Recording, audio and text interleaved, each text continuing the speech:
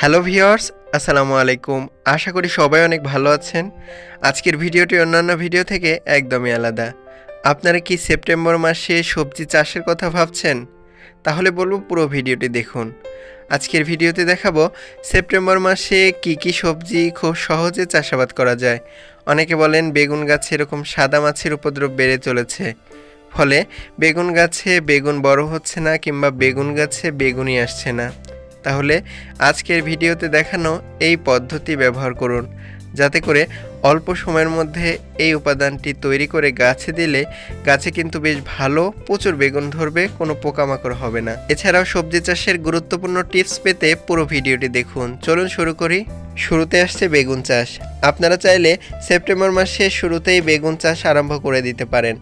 আর অবশ্যই হাইব্রিড যে জাত রয়েছে, অর্থাৎ উন্নত জাত, যেমন নয়নতারা, তারাপুরি, পার্পল কিং, এসব বেগুনের জাত বাছাই করুন, ভালো ফলন পাবেন। এবার রয়েছে শশা চাষ। আপনারা চাইলে সেপ্টেম্বর মাসে শীতকালীন যে শশার ভ্যারাইটি রয়েছে সেগুলো চাষাবাদ করতে পারেন। এক্ষেত্রে অবশ্যই বাজার থেকে ভালো কোম্পানির যে বীজ রয়েছে সেগুলো সংগ্রহ করুন। এক্ষেত্রে এগ্রোয়ান বা লাল তীরের বীজ বাছাই করতে পারেন। এবার আসছে করলা চাষ।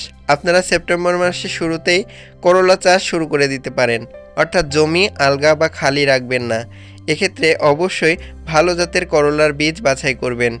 অবশ্যই চেষ্টা করবেন করলার গাছ এরকম জানলা সিস্টেমে চাষাবাদ করার জন্য, এবং অবশ্যই ভালো কোয়ালিটির বীজ নেবেন যাতে প্রচুর ফলন হবে। এছাড়াও আপনারা সেপ্টেম্বর মাসে লাউ চাষ কিংবা কদু চাষ যাই বলেন না কেন, এটি চাষ শুরু করতে পারেন। লাউ চাষ খুবই গুরুত্বপূর্ণ, কেননা শীতকাল সামনে আসতে চলেছে। আপনারা এই সময় ভালো জাতের যে লাউ রয়েছে সেগুলোর বীজ দ্রুত পুঁতে দিন। এতে করে অল্প সময়ের মধ্যে দেখতে পাবেন লাউ গাছ কিন্তু বাড়তে শুরু করবে, এবং এ রিলেটেড ভিডিও এই চ্যানেলে অনেকগুলো রয়েছে, আপনারা দেখে আসতে পারেন। আর অবশ্যই এই মৌসুমে লাউ চাষের জন্য খুবই উপযুক্ত, এখনই বীজ বুনে দিন।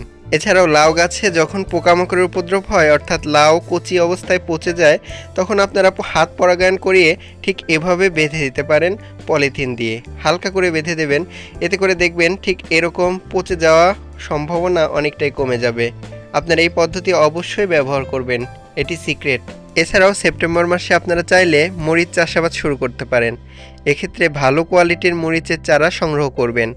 আপনারা অবশ্যই মনে রাখবেন, মরিচ গাছে যদি পানির স্বল্পতা হয় কিংবা অতিরিক্ত পানি দিলে পাতা কোঁকড়ানোর সমস্যা দেখা যায়। আপনারা যদি ভালো কোয়ালিটির চারা কেনেন তাহলে কিন্তু এই পাতা কোঁকড়ানোর সমস্যা হবে না।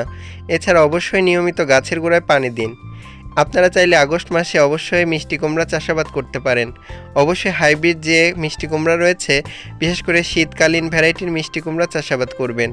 এক্ষেত্রে বীজ সংগ্রহ করার আগে জিজ্ঞেস করে নেবেন সেটি শীতকালীন মিষ্টি কুমড়ার বীজ কিনা। যদি শীতকালীন হয় সেটি নেবেন এবং সেগুলো বুনে দেবেন। এতে করে স্ত্রী ফুল আসার প্রবণতা বেড়ে যাবে। এটি আপনাদের বলছি কারণ এটি খুবই গুরুত্বপূর্ণ। এছাড়াও সেপ্টেম্বর মাসে আপনারা অবশ্যই চাল কুমড়া চাষ শুরু করতে পারেন। অনেক সময় দেখা যায় শীতকালীন যে ভ্যারাইটি রয়েছে সেই চাল কুমড়ার বীজ সংগ্রহ করে এখনই চাষাবাদ শুরু করতে পারেন। দরকার হলে মিষ্টি কুমড়ার জমিতে আপনারা চাল কুমড়া চাষ করতে পারেন, তবে আলাদাভাবে যদি চাষাবাদ করেন তাহলে অবশ্যই মালচিং পদ্ধতি ব্যবহার করবেন। এতে করে মিষ্টি কুমড়া গাছে প্রচুর পরিমাণে ফলন ধরানো সম্ভব। এছাড়াও আপনারা বলতে পারেন এরকম প্রচুর পরিমাণে চাল কুমড়া ধরাতে কী করবেন? অবশ্যই হাইব্রিড বীজ বাছাই করবেন। এছাড়াও সেপ্টেম্বর মাসে আপনারা কচু চাষের প্রস্তুতি নিতে পারেন। এক্ষেত্রে লতিরাজ কচু চাষ করা সবচেয়ে বেশি লাভজনক।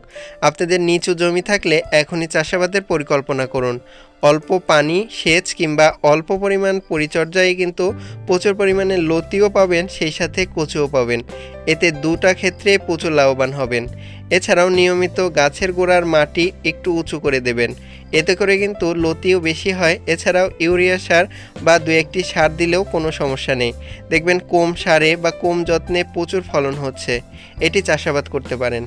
এবার আসছে ওলকচু চাষ। আপনারা চাইলে সেপ্টেম্বর মাসে আপনাদের বাড়ির আশেপাশে অল্প ছায়াযুক্ত জায়গা কিংবা যেখানে ছায়া রয়েছে পুরোটাই, সেই সব জায়গায় এই ওলকচু চাষাবাদ করতে পারেন। এটি সারা বছরই করা যায়, তবে সেপ্টেম্বর মাস বেশ উপযুক্ত মৌসুম। এই সময় আপনারা অনায়াসে এটি চাষ করতে পারেন। এছাড়াও আপনারা যারা আগস্ট মাসে পটল চাষ করেছিলেন তারা অবশ্যই হ্যান্ড পলিনেশন করে দেবেন। এতে করে দেখতে পাবেন পটলগুলো কিন্তু টিকে গেছে। আর এই পরিচর্যাগুলো করলে অবশ্যই পটল খেতে কিন্তু প্রচুর পরিমাণে পটল হবে। অবশ্যই এটি করবেন। এছাড়া আপনারা চাইলে শীতকালীন টমেটো চাষাবাদ করতে পারেন এই মৌসুমে, অর্থাৎ সেপ্টেম্বর মাসে। ভালো জাতের যে টমেটোর বীজ রয়েছে সেটি সংগ্রহ করুন। এছাড়াও আপনারা চাইলে এই সেপ্টেম্বর মাসে ডাঁটা শাক চাষাবাদ করতে পারেন আপনাদের বাড়ির আশেপাশে যদি ফাঁকা থাকে জায়গা। এর পাশাপাশি আপনারা লাল শাকও চাষাবাদ করতে পারেন। দু একটি চাষ দিয়ে লাল শাকের বীজ কিনে নিয়ে এসে ছিটিয়ে দিন, নিয়মিত পানি দিন। এর পাশাপাশি আপনারা চাইলে সারা বছরই পেঁপে চাষ করতে পারেন। বিশেষ করে সেপ্টেম্বর মাসটা বেশ উপযুক্ত পেঁপে চাষের ক্ষেত্রে। এক্ষেত্রে অবশ্যই আপনারা ভালো জাতের পেঁপে চাষাবাদ করতে পারেন। সেক্ষেত্রে বড় সাইজের পেঁপের জন্য অবশ্যই লাল তীর বা ভালো জাতের বীজ বাছাই করবেন। মনে রাখবেন গ্রিন লেডি, রেড লেডি বা শাহী পেঁপে চাষের জন্য খুবই উপযুক্ত। এছাড়াও আপনারা চাইলে এই মৌসুমে বরবটি চাষের পরিকল্পনা করতে পারেন। অনেকে বলতে পারেন এখন কেন? হ্যাঁ ভিউয়ার্স, সামনে শীতকাল আসছে, আর এই মৌসুমে ভালো জাতের বরবটির বীজগুলো বুনে দিতে পারেন একটু জমি তৈরি করে। এতে করে দেখবেন খুব দ্রুত বরবটি গাছে বরবটি আসছে। এছাড়াও বরবটির জমিতে এরকম নালা তৈরি করে পানি সরবরাহ করুন, প্রচুর ফলন হবে। অনেকে বলেন বেগুন গাছে এরকম সাদা মাছির উপদ্রব হচ্ছে, কি দেবেন গাছে? চলুন দেখে নেই। শুরুতে 1 লিটার পানিতে হাফ চামচ পরিমাণ ডিটারজেন্ট পাউডার নিয়ে নেবেন। এটাকে সুন্দর করে গুলিয়ে যদি নিয়মিত 7 দিন পর পর গাছে স্প্রে করেন, অনায়াসে দূর হবে সাদামাছি।